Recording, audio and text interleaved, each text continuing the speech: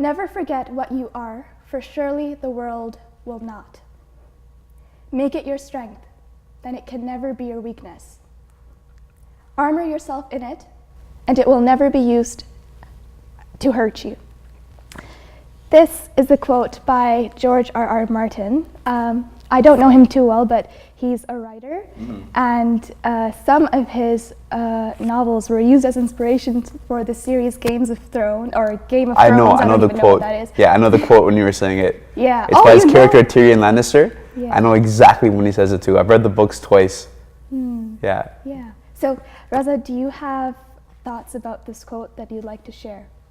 I love it. I think it is so exactly what he says. I think it's so important to know and be cognizant of who you are and to never hide from it. And the reason why is because you can't. And so I actually, after I heard that quote, I thought about it for a couple of months, years, whatever it was, and I've tried to incorporate it in my life. So whatever I think are my insecurities, I actually embrace my insecurities and I wear them on my sleeve because I own that. So it's funny you share that quote. I love it. Yeah. When did you first hear about this quote?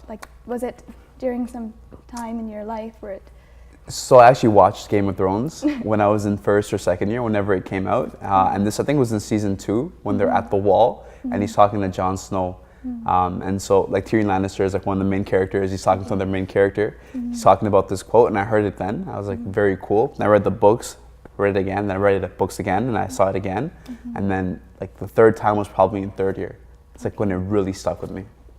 Seems like it's a really interesting mind that's behind the series. My brothers won't let me watch it, but I might have to argue. I might have to watch it because it seems like I'm sure there's a lot to learn. Yeah. It's might be different, but a lot to learn. Yeah. So, thank you for being here today. And I thought we should start our conversation with this quote because I feel like it's very relevant as we speak about identity and our Muslim Canadian identity. Thank you for being here. For those of you who don't know, this is Reza Khan. Reza, I don't know if I told you, the first time I heard about you or saw you was in an article. I think it was written by Western, and it basically spoke about your relationship with your students, and you connected with them, and the students really appreciated it. And it also spoke about how you were, I think, the first ever Ivy faculty member to win a university teaching award in their first year. That's true? Yeah. Yeah. So congratulations. Thank you. And I guess when I saw you walking around the business department for the first time, I was like, oh, I read about you. Yeah. And it's a privilege to have a conversation with you today. Before we get into our questions about your Muslim Canadian identity, would you like to talk a little bit about your experience of teaching and what it's taught you, and then also how is it helping you as you move forward? Because you're no longer teaching and you're doing other things. So I want to preface everything by first thanking you and the rest of your team for having me here. I think it's always a privilege to get a platform to speak about my experiences, and this is nothing less. So thank you so much. I'm very grateful to be here. And as you were saying, I was actually a lecturer for the last 2 years. I graduated from Ivy in 2016, and then I joined the faculty there, where I taught a first-year business course for 2 years. I taught about 85 students per class, and I had 3 classes each of the years that I taught, and it was the best experience of my life. So like you were saying, I became very close to all of my students. I got to know them all, not only their names, but very personally as well, and got to hear their different stories and find out what made them, what motivated them and what difficulties they found in life. And I also just got a chance to give back to the community, and that was something that really still makes me happy. So now I'm working at TELUS, but teaching has just changed my life. I think that it is much easier for me to connect with people because I was able to connect with so many different kinds of people before. I think it is I'm able to now appreciate differences amongst people and then see similarities where I wasn't able to before. And I think my ability to just like present my ideas has also gotten better. So that's how it's helped me moving forward. Because like being in that environment where you are someone's teacher, you need to be there for them. You need to Yeah. listen to them as different as they are from you. Yeah? Yeah. And it might push you a little harder than maybe you would allow yourself to be pushed if you didn't have that role like as teacher, you know. For sure, and it's a lot of responsibility because Yeah. like when you're in first year, I taught first year students, you're in first year, you're 17, 18 years old, you're away from home most of the time. It's completely different, it's a culture shock, you're missing your parents, a lot of pressure to get into like good universities, good programs when you're in the school as well. And then it's like all this workload and you're like, it's so stressful. And then as a faculty member, it is my job to make sure you follow along with the material, but that you're also mentally well. And so I made it a point to be there for my students no matter what. And so I made sure I had office hours and I was there for my students. That's a lot of responsibility because I was like 23 myself. Yeah, true. Yeah, but True. love it. I'm so grateful I did it. Thank you, Yeah. I guess, on behalf of your students. And I'm sure they appreciate it. Okay. Cool. So, what does the Muslim Canadian identity mean to you? So the Muslim Canadian identity means it's basically, to me, it means who I am as a person. There's the Muslim and then there's the Canadian part of it. So when I think of Muslim, you know, it's someone who believes in Islam. Some of the words that come to mind are charitable, disciplined, respectful, loving, right? And someone that believes that there is a creator that's watching out for us. I think those are all things that encompass what a Muslim is. And then in terms of Canadian, I think Canadians are those that fight for the freedom of others, those that accept everyone, those that are kind and those that are polite. And so when I think of a Canadian Muslim identity, I think it's a mix of both those characteristics. So everything I said, but just a mix of the two. You feel like they go hand in hand? Absolutely. Yeah. Yeah. So I know that Canadian, when I think of Canadian, I think Canadian is, okay, what I want to say is a real Canadian is someone who is from, like, who has differences, but wants to be Canadian. So what I mean by that is, like, if I'm Pakistani Canadian or Muslim Canadian, I'm an even stronger Canadian than if I'm just a random Canadian. Like, it's my, no, I it's get what my you're saying. differences that strengthen Yeah, I get what my, you're saying. because it's like we take the best of every culture and then we bring it all together. Yeah. It's so multicultural. Yeah. And so I do think they go hand in hand. I think being Muslim makes me an even stronger Canadian. Yeah, because most of us too come from somewhere else, right? Like we all are essentially settlers on this land. So most of us do have that something Canadian. Yeah. And it's almost like being a Canadian, you kind of have to have that other part. Yeah. And it's just like, it's being open to everyone else's culture and accepting and loving them. Like, that's what makes you Canadian. And then when you can bring some of your own, like, it's like going to a one dish, right? You're bringing your own dish and then you're enjoying everyone else's. Like, that's what Muslim Canadian is, right? I'm bringing the best of my culture and then I'm taking some from the auntie, like, somewhere else. You know, like, that's what it is. Yeah. Yeah. That's my take on it. It's being Canadian is like a one dish. It I like is. that. Yeah. Okay, guys, being Canadian is like a one dish. Do you think there is a stereotype for Muslims in Canada? Yeah, unfortunately. And I think it really depends on, sorry. Unfortunately or fortunately? Because that doesn't have to be a bad stereotype. Exactly. So I think fortunately and unfortunately, and it depends on where the person is in Canada, because Canada is a very big country.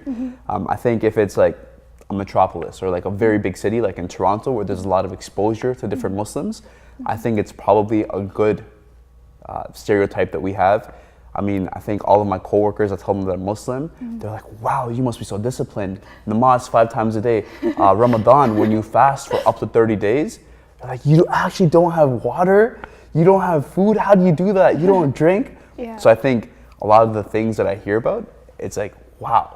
But at the same time, if I go to a smaller city when people don't have exposure to a lot of Muslims and they see on the news sensationalized things, they might think of us in ways that like aren't true, and so it can be unfortunate as well. But those are my thoughts. I think when people get exposure to Muslims, for the most part, they're like, wow, this is awesome. And when they don't, sometimes unfortunately, it's probably not as positive. Yeah, and I feel like that's how it is with anyone. I think like the stereotype can apply to you, and it might not apply to you. Everyone's different, and I feel like until you go and expose yourself to them and have that conversation, you'll realize who they really are, right? Like someone might be Muslim, but they might not, even those good stereotypes might not apply to them, if we want to call those good stereotypes, or those, you know, negative stereotypes might not apply to them. And I think that it's because, you know, it's, even if you are Muslim and, you know, like that label still might not necessarily apply to you. We are each our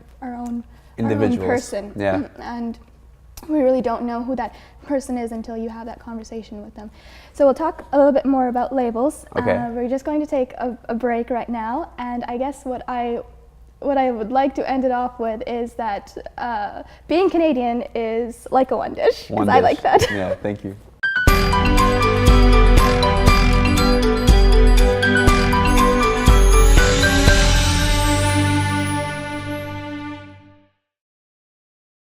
We're back, and Reza was making fun of my Urdu during the break. Yes, that was very mean, Reza. I wish you guys got to see it. It was very bad Urdu. Yeah. No, it wasn't. All right, our next question.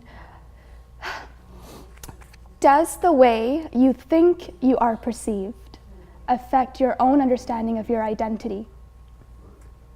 Yes, and it's something that I'm not proud to say, but how I think people will think of me makes me change the way I act. And so what I mean by that is sometimes I think although there's a lot of positive stereotypes about being Muslim or that come with being a Muslim, there's also some that I don't think are true to me. So sometimes we're more conservative in the way we act, or sometimes we can be more strict. And so I think when I fear that people think that of me, I try overcompensating to the other end of the spectrum, just to say like, look at me, like I'm Muslim, but I'm not what you think I am. And so although I'm not proud that someone else's perception of me makes me change how I'm acting, it is something that I do struggle with sometimes. Yeah, and it's interesting because sometimes the way that we think someone is perceiving us is not even, you know, what's going through their mind. Yeah. So like it's funny because in the beginning when you said that you saw me walking around and you're like, hey, like you're the guy that like I read about, I had no idea. And if I ever saw you in like the hallway as I'm walking, I'm like, oh, she has no idea who I am. Like maybe she hates me just because that's like, no, sometimes I'm weird. Sometimes I think that. And then you actually have no idea what people are thinking about you. Yes. And then it's funny how it's just something. I hope I didn't give that vibe. I was just walking around and you think I was just walking and I just thought like you were jealous of my Urdu and you wished that you had it too, so you're hating. My Urdu is better than your Urdu, okay, Reza. Okay, let's go. All right. I'm kidding. Your Urdu is good. Thanks.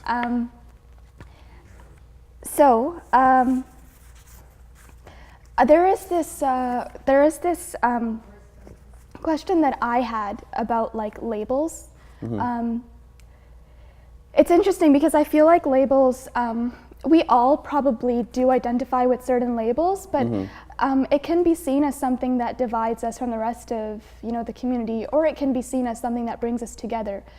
Do you think that by referring to ourselves as Muslim Canadians, we somehow divide ourselves from the rest of the community? No.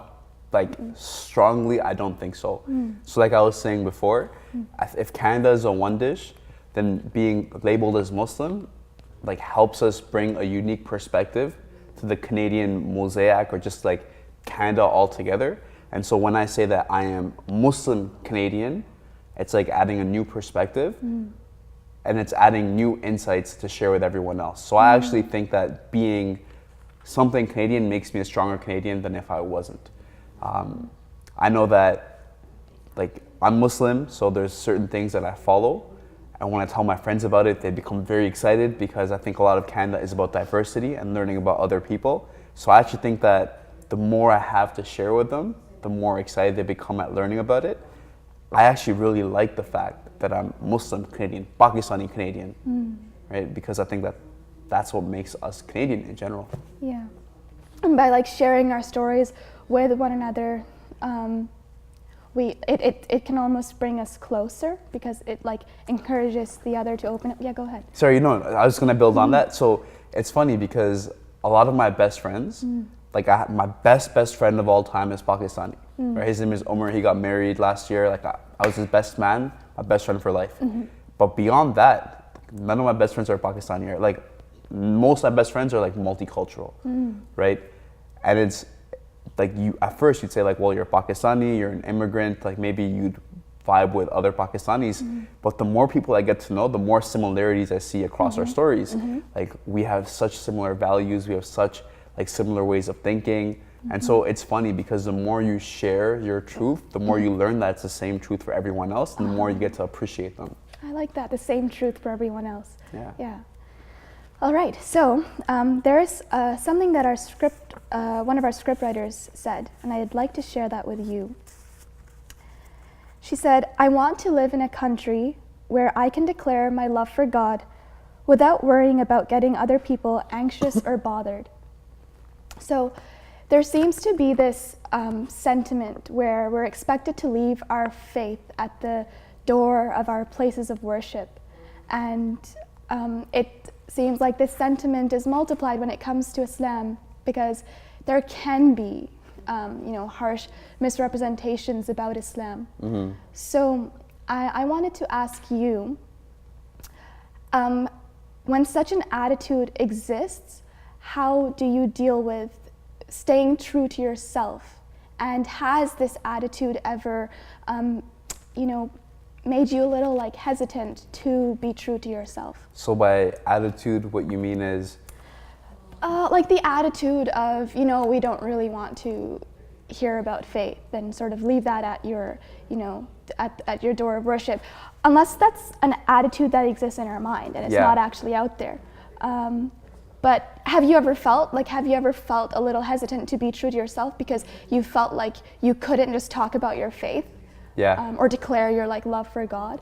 I think when I was younger, like I really wanted to fit in. And so I think I tried to stay away from topics that would make me different than everyone else. So like for instance, if I'm the only Muslim in a group of people, I don't want to bring attention to the fact that I'm a Muslim because I want to fit in with everyone else. So I'll focus on things that we all have in common. I think now that I'm older, I don't find that problem anymore. I am proud of everything I believe in. And so I'm very vocal about being Muslim, and I actually found that most people are so receptive of it. I think that when I declare like my passion for Islam, or when I declare my passion for Allah, it's not like this is my passion and you have to follow it. It's like this is my passion and this is how I'm wired. And when I frame it in that perspective, people are so like curious. They're like, oh, so you've never drank before? That's so cool. You only eat halal meat? That's so cool. And people are not only curious, they're accommodating. So they will like support me in every perspective. We go out to lunch with coworkers, and they'll look for places that are halal, even though I'll never ask them to. For Eid, I get days off, and it's never an issue. So I think that I've been really fortunate. But also my perspective has been, this is a part of who I am and this is how it affects me in a positive manner. And you don't have to adhere to it, but this is central to me. Does that answer your question? Yeah, it does. Something that I heard when I went to like an interfaith summit a few years ago, something that I heard like really stuck with me. They said that when we keep ourselves from having those conversations about faith, we're almost doing like an injustice because we're not, we're preventing the conversations from reaching a height, where it could really change something, right? Because those conversations are so meaningful, and I think we all are sort of thirsty for that type of conversation. I've recently been, I found this change like this year. I've been more willing to have those conversations in the classroom. So Yeah. like we were, we had a class in social psychology, and we were talking about willpower and why, what we feel like our different theories of willpower are.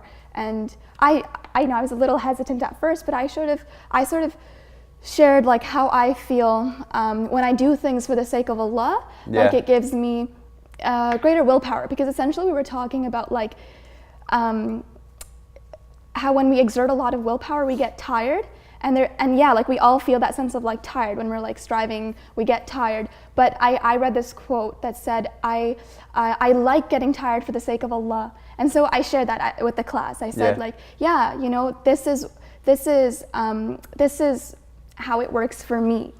And it was cool because I felt like it steered the conversation in the classroom in a way where people were willing to be vulnerable. Like after that, I noticed a student share like a really personal story about how she was holding back from something, and how she was like exerting willpower. And anyway, it was a very personal story. So I feel like it's so important for us to at least try to like have those conversations. I just want to quickly for sure. echo what Go you're ahead. saying. So I started a new job and I'm meeting brand new people for the first time, and I don't like small talk. I'll ask you like, how's your day going? What are you passionate about? And people are like, is this an interview? And I'm like, I just want to get to know you better, And so one thing I've been talking about is like religion and how it's played in my upbringing, and I'm hearing the perspectives of other people. So like my manager, right? He's a Sikh. And so we were talking about religion and how his parents are and how that affected him, and how I'm Muslim, how my parents are. And I got to learn about him so much better. I know him in 2 months so much better than I would have in 5 years if I just kept asking, how is your day? How is your day? How is your day? And so I'm actually very grateful because I think that religion is central to a lot of people's upbringing. And so if you get to learn about their experience with genuine curiosity, like you get to learn about them, and I'm a big fan of that. Yeah, like religion or spirituality or any sort of anything, even just their upbringing in general. Like the more you get to know them, the more you get to vibe with them and see what makes them tick, and the more you're invested in their success. I think these are all important things. I don't know. I think like I think we have like a minute or so. So I'll try to be quick. But I think like I didn't have problems. Like if someone said that they were going to a party or they're going to drink, like don't have problems there. But that's just because like it was so ingrained growing up that I wouldn't do it. It almost becomes like easy for you. So that isn't me like struggling for like Allah or like a jihad, because it's so easy for me. But I think like what was tough like was that like feeling of like loneliness, or like that feeling of like not being sure, and just sometimes being so lost. But I think like that has been a test of my faith. Like, do I have trust in God that like whatever is going to happen is for my best? And so like I've had to learn that, like where I felt like I failed, or we do fail, and that's okay to say, like we fail. Where I felt like I failed, and I probably did like fail an exam before, so like where, I failed, but where I felt like I failed, I just needed to remember to have trust, and to have trust in Allah. So that's kind of like where I guess if you ask me, did I feel like it was hard? You know, that's sort of where it was. It was more of remembering to have faith in those difficult moments, and those and one quote that keeps me going is from the Quran. It's, "Lose not heart nor fall into despair. Those who have faith will triumph." And so that has really helped me as I move forward. I actually read that around the time that there was the shooting in Ottawa at the mosque last year. Do you remember that? Yeah. So after a Friday prayer, right? Yeah, I don't know if it was after Friday prayer, but anyway, that was a very difficult time for me, just being in London, having to deal with that on my own. And that was a quote that I came across in the Quran at that time, and that helped me going, and it's relevant in every part of our life, I guess. Yeah. Wow, thank you for sharing that. Thank you, and thank you for being here with me today to have this conversation. It was lovely to learn more about you beyond the article. Thanks. Yeah. Thank you for joining us, Raza, and thank you to all of you for joining us. Come back next week for another fascinating guest.